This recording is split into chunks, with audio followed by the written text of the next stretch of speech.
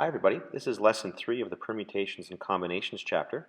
In this lesson we're going to take a look at what a permutation is, and at the same time we're going to take a look at what factorials are and how they get used.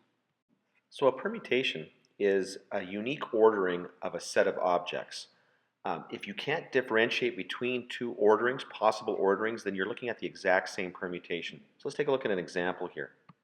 Notice that CAT and CTA are two distinct orderings of the letters CAT.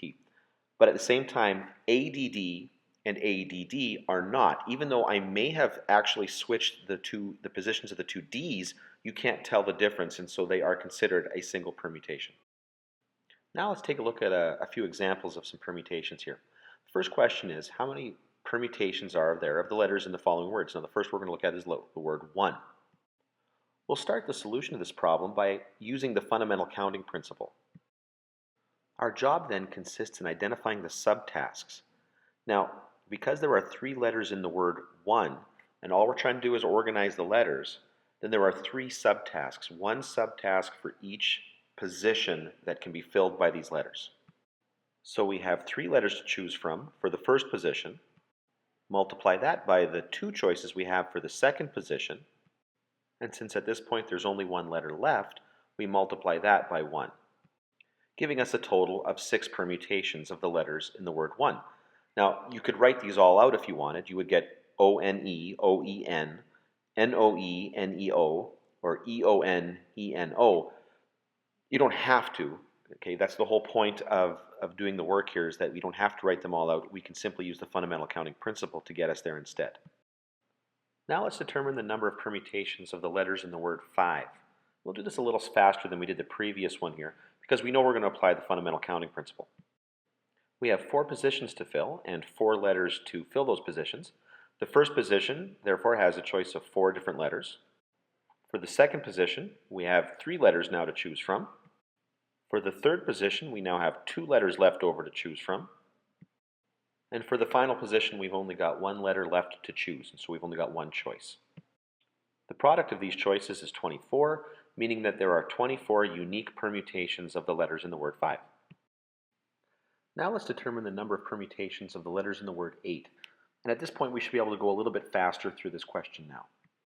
We have 5 choices for the first letter. Multiply that by the 4 choices we have for the second letter. And at this point it's probably clear that we're multiplying by 3, and then 2, and finally 1, for a total of 120 different permutations. Now finally, let's take a look at a question here that's got an even longer word in it, but we'll go through it even quicker because we can see the pattern now. Consider the letters in the word thousand. To determine the number of permutations, we start with the fact that there are 8 choices for the first letter, and notice that the number of choices we have for each subsequent subtask continuously drops by 1 until we get to the point where we only have 1 choice of letter.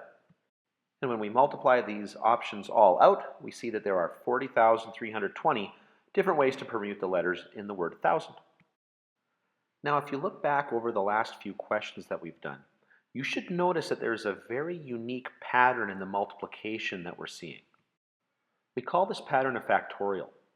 The factorial of a number is the product of itself and all of the positive integers less than that number down to 1. Okay, and we use the exclamation mark to represent that pattern of multiplication.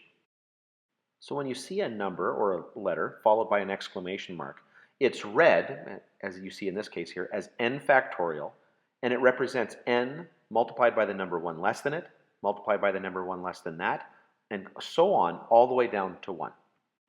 And we interpret n factorial to represent the number of permutations of n distinct objects. To get a sense of how factorials work, let's do a few questions where we're required to simplify expressions.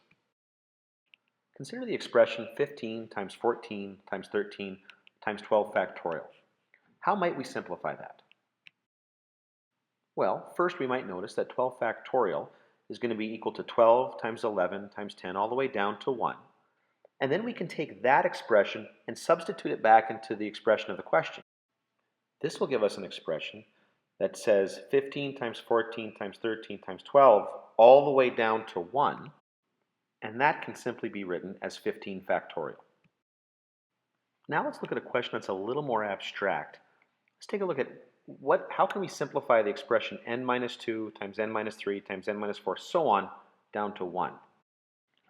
Although it's not always obvious when you're working with expressions that have subtraction in them, notice that n minus 3 is in fact 1 less than n minus 2, and that n minus 4 is in fact 1 less than n minus 3.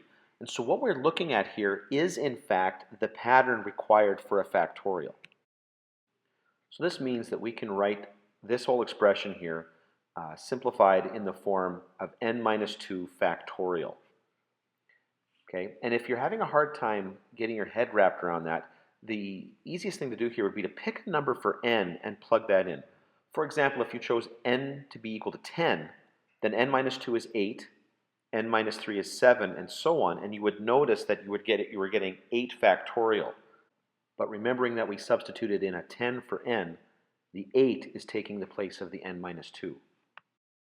Now let's take a look at a couple of questions that require simplification using factorials. Consider n plus 1 factorial over n minus 1 factorial.